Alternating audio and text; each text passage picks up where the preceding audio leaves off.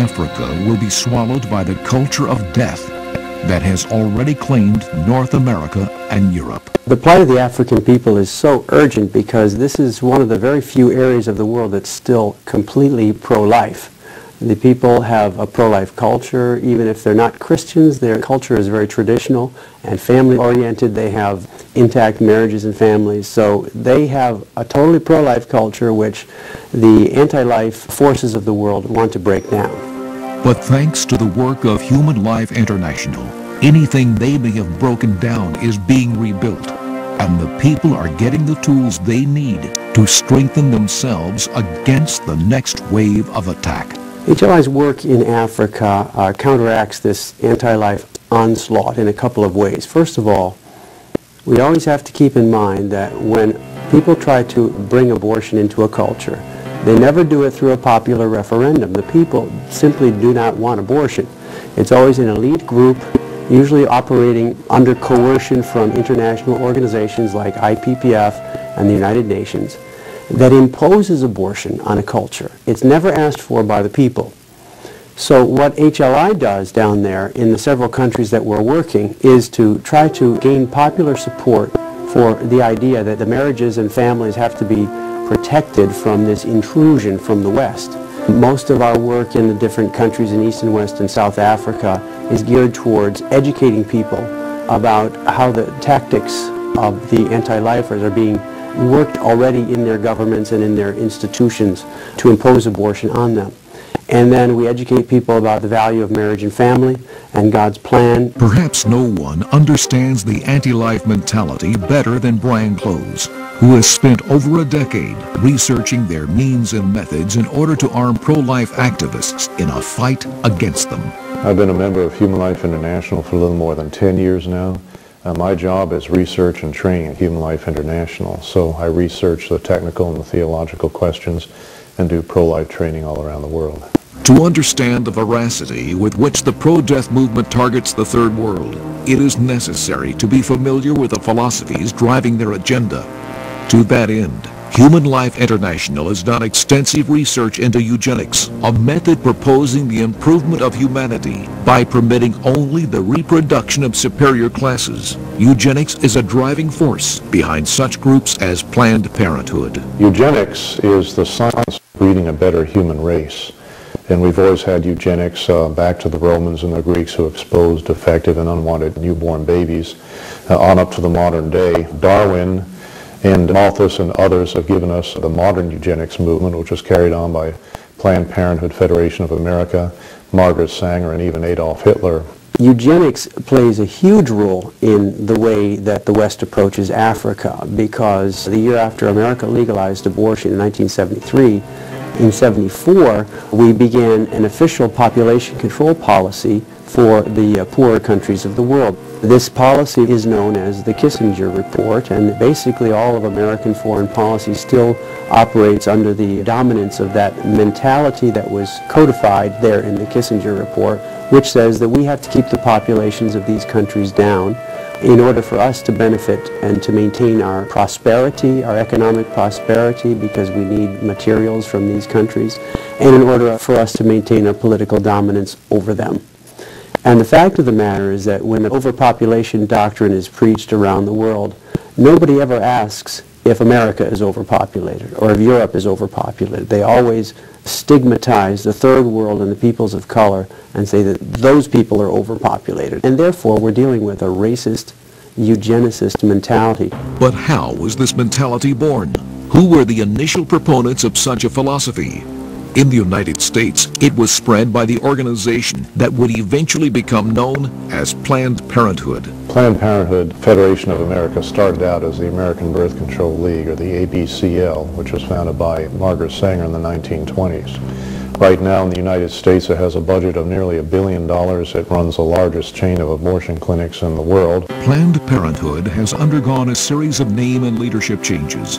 But one thing that has not changed is its mission of population control, a mission which can be traced all the way back to the group's foundress, Margaret Sanger. Margaret Sanger was born into a large Catholic family, had a number of brothers and sisters, and she allegedly first began to show concern for the poor when she spent some time as a nurse among the poor in New York City, and she saw the poverty among large families there.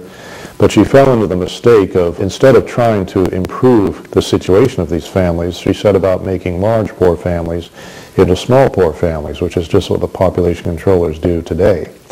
She was a primary crusader for birth control in the United States in the 1920s and 1930s.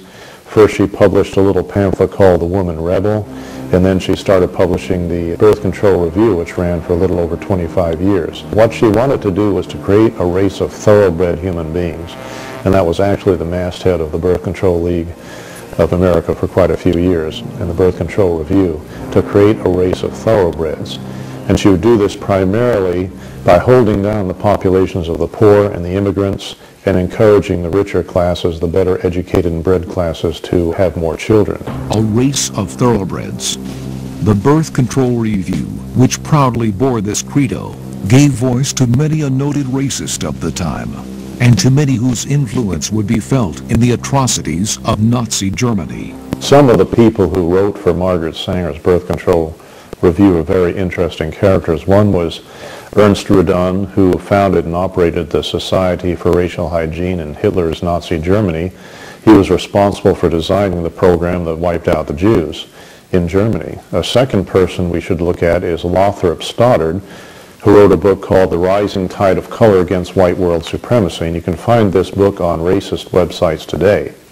And what Stoddard said was that upon the quality of life all else depends, and what we have to do is we have to hold down the Negro population, as he called it, because if any other people cross with the Negro, the whites or the Indians or the Asians, then they're pretty much vanquished as a race. Some of these ideas may seem like merely the lunatic ravings of an archaic and long-dead worldview, but the statistics indicate that Planned Parenthood is carrying out these racist policies even today. Well, it's interesting to look at the percentage of the races that have been wiped out by abortion in the United States.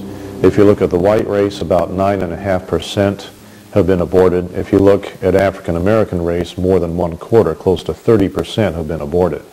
And this is because if you look at a city with a high minority population like Washington, D.C. or Detroit, they have 5 times as many abortion clinics per million people as a low minority city like Seattle or Portland, Oregon. Now, we've documented at Human Life International the deaths of some 360 women due to so-called safe and legal abortion, and 68% of those killed were minority women, even though minority women get a smaller amount of abortions in absolute numbers than white women, about 40%. So what we're talking about here is that minority women, when they go in and get an abortion, are 3 or 4 times more likely to die than white women. And I believe that this excessive inattention to detail by the abortionists to women of color constitutes direct racism. They're killing them by the hundreds in the United States, as well, of course, as their unborn babies. While the statistics provide chilling evidence for a racist and eugenicist agenda of population control in the United States, does the same hold true for such efforts in Africa? Is there even a correlation between the pro-death movement in North America and similar efforts abroad? There's a strict correlation between what was done in the United States in the 20th century and what is happening now. There's just sort of an echo effect. They are further behind economically than we are, so it's harder for these same things to take place in another society, and there's a delay. Now, in the poor countries of the world, they're not quite yet at abortion, although some countries have legalized it, but primarily they're still working on them in the contraceptive realm and in the sex education realm. Because what these two things do is they break down all the stereotypes, they break down the taboos that people naturally have surrounding human sexuality, and they open people up to the whole idea of killing babies for convenience. But the battle to introduce an anti-life mindset to the people of Africa will not be as easily won as it was on American or European soil. The pro-death lobby is finding their African opponents to be much more formidable than any they have faced thus far. The outstanding qualities of the Africans, which they themselves will tell you time and time again, is that they love family, they love lives, the lives of their children, and they have a strong respect for the institution of marriage. And as I say, even when the society is not predominantly a Christian society, many of those societies are still tribal and animist in origin, but still they have traditional cultures that respect the basic institutions that keep a society going, like marriage and family. And to try to convince them that abortion is a good thing, like they've done here in the West, they have to convince them of something that is so horrible to their mentality that it's very difficult for them to penetrate into their culture. So they have to go through indirect ways to convince them that this is a good thing. The trouble with Africa from the population controller's viewpoint is that Africans love life. They love children, not like the Europeans and the North Americans. And so it's very, very difficult to convince even a poor African to have less children, because that's just not part of the culture. What the population controllers in general are trying to do is turn the Africans into Europeans. They're trying to say that babies are messy and sloppy and expensive, and they're going to hold you back and keep you from an education. What you really want is you want a car, you want a big TV, you want a nice house to live in, and so on. But the anti-life lobby is unable to flaunt their agenda as overtly as they do in the West. The opposition they face forces them to take a more clandestine approach in their dealings with third world countries. They employ more secretive tactics, often corrupting or coercing officials in every level of government into adopting their so-called family planning programs. Our great disadvantage in Africa is the corruption of the system there. And Planned Parenthood, Federation of America, UNFPA, and all these other organizations have billions of dollars. They can come in and they can bribe people, they can give them gifts and get total access there. I've been driving down the back roads of Nigeria in a rusted out 15-year-old station wagon, and there's smoke coming into the passenger compartment because it's just completely detuned. It's just a wreck, and at 70 miles an hour we see one big white new Land Rover after another go zooming by from International Planned Parenthood Federation. They have all the access to the power structures they need over there, and that's how the anti-lifers corrupt a pro-life country. They come in and they bribe or corrupt the power structures.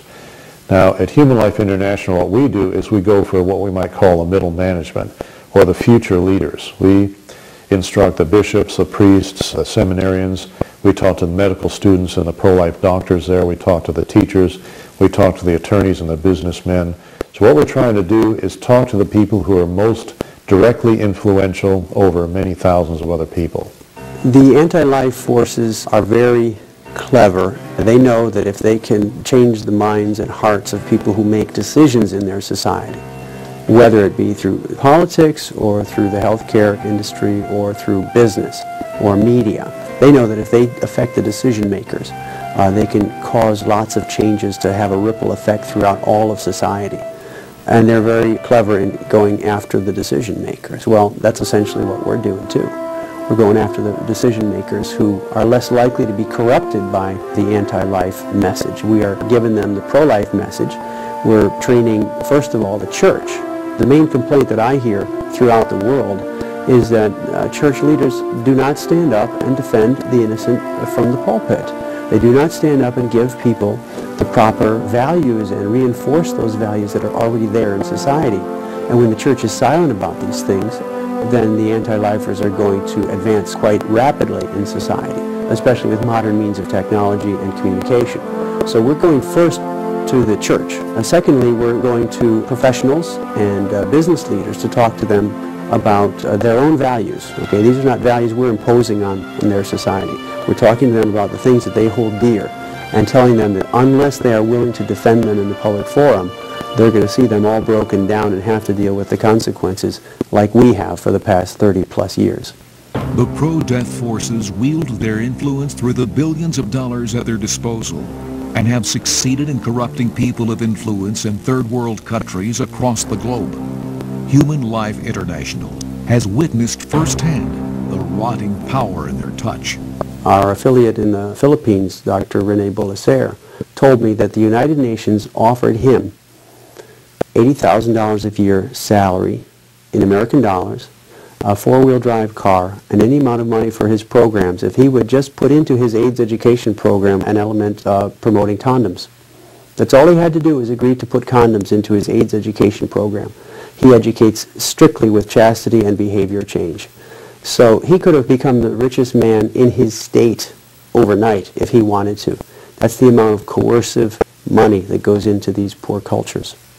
And because they are poor, the population-controlled movement utilizes different tactics in third world countries than it does for wealthy nations such as the United States. In Africa, for instance, the pro-death lobby is using the AIDS epidemic as a platform to spread its message of contraception and sexual irresponsibility. Unfortunately, since the AIDS pandemic has entered into the general population, the heterosexual population in Africa, the problem is aggravated because it's much more difficult to control. It's not just a single type of population that you can control. Rather, it's everybody. There are some countries in southern Africa that have as much as a 38 or 39% AIDS prevalence rate. I was just in South Africa where the Nazareth sisters take care of the little babies with AIDS there. Their mothers and their fathers have died. I was in D.C., Malawi, where entire villages are being decimated by AIDS. The parents faithfully used condoms, but AIDS spread through the entire population like wildfire. There are thousands of AIDS victims there, and AIDS orphans as well. I talked to some priests in Kenya, 2 priests in a community that's just being completely destroyed by AIDS, and the people faithfully use condoms there. I've been to medical clinics in the backwoods of Kenya and Nigeria and South Africa, and all they have are pallets full of condoms and birth control pills and Norplant kits, and nobody gives them anything like safe motherhood kits or anesthesia or bandages or prenatal vitamins. The anti-lifers and the pro-abortionists are capitalizing on this crisis to try to convince people that they need more contraception. So they're confusing the 2 issues. They're taking what they always call reproductive health issues, which is contraception and abortion, and they're connecting it, they're linking it to the AIDS problem. And what we try to do is educate people that condoms are a false solution to the AIDS problem, because not only do they not stop the transmission of AIDS, but actually they fuel the problem, which is behavior-oriented. Condoms fail a lot. There's something called the Family Planner's Bible. It's called Contraceptive Technology. It comes out of Johns Hopkins Medical School. And it shows that studies around the world have proven that the condom fails, it breaks or tears or slips off about 1 time out of 12. And so this thing is no good for stopping AIDS. Even worse than this, and when we manufacture condoms, we don't send the best condoms to Africa. We had an HLI researcher in the early 1980s go and look at this, and the condoms that are manufactured in New York and New Jersey sit out there in the snow in boxes for months. Then they're put in these metal shipping containers, and they sit there and broil on the docks for weeks more, and they fail constantly. So I'd say that the failure rate for condoms in Africa is probably more like 1 out of 6 or 1 out of 5. The only country in all of Africa, and probably in the whole world, that's effectively addressed and reduced its AIDS problem is Uganda in West Africa. And Uganda did it by having a very clear and consistent policy of trying to change people's behaviors. From the president and his wife all the way and down through the educational system and health system, working in conjunction with the church on these issues. Uganda reduced its AIDS prevalence rate from 30% of the population down to 6% of the population. It's one of the most dramatic success stories against it, but it's routinely mocked, insulted, ignored, and persecuted as a model for stopping AIDS. A lot of the population controllers say that preaching abstinence from sex before marriage and fidelity after is an unrealistic solution to stopping AIDS. But if you think about it, it's the only realistic solution for stopping AIDS. I've seen all over Africa, and many other travelers have too, that the strong Catholic families, the ones with the mother and the father, the grandparents, the aunts and uncles, and many children, many of these families accept the church's teachings on birth control. They don't use birth control, they don't use the condoms, and nobody in the family has AIDS. Everywhere you go in Africa, there's huge billboards advertising different brands of condoms, and officially imprinted by the government seals and all these messages to them that they will use condoms to make themselves safe. It's the same old story. You tell a lie big enough and consistently enough and people will believe it. What you see behind me is a condom poster for a particular brand of condoms, and it says, "Condom is the in thing," in Swahili.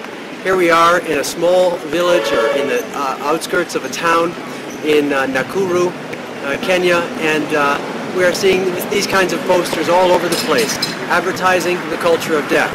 Now, if you go into an AIDS hospice in Africa and talk to the people there, they're all completely surprised that they have AIDS because they were promised that if you use condoms, you're not going to get AIDS. Everybody in the AIDS hospices over there used condoms faithfully.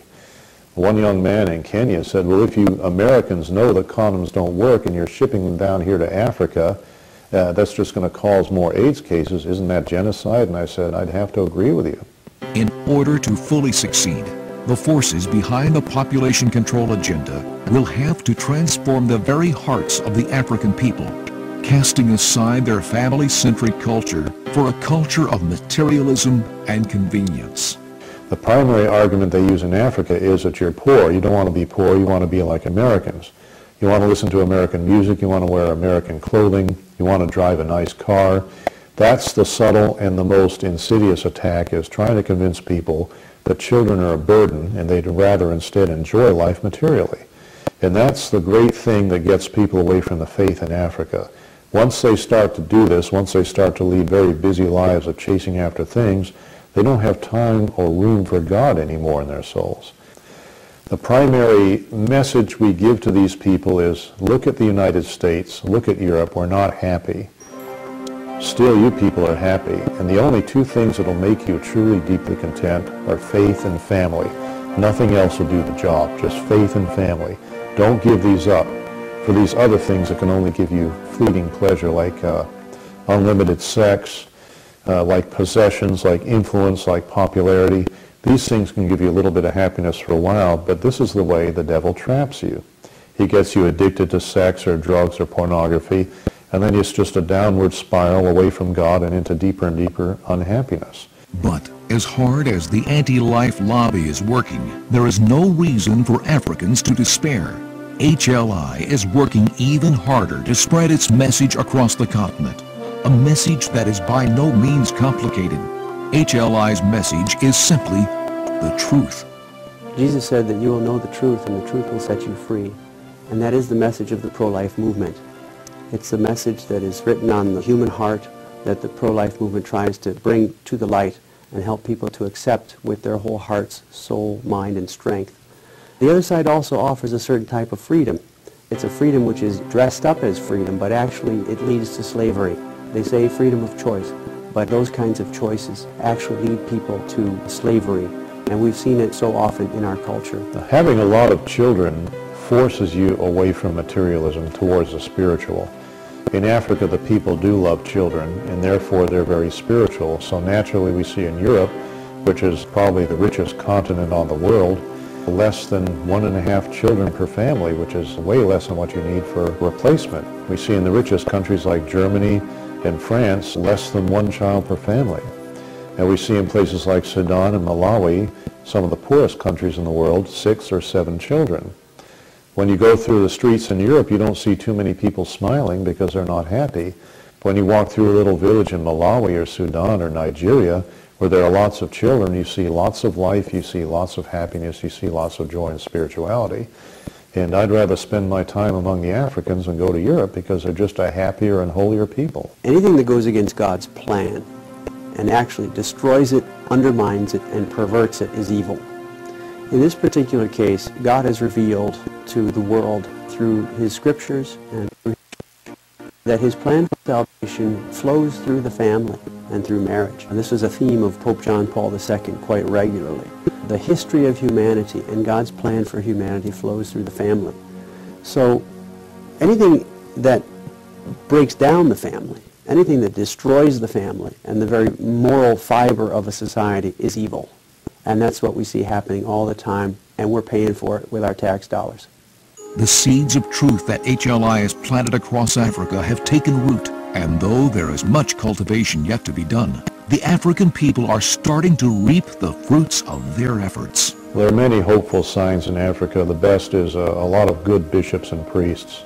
The seminaries in Nigeria and Kenya, the major seminaries have 400, 500, 600 students, and these young men are all very, very orthodox. They're exporting priests now to Europe and the United States.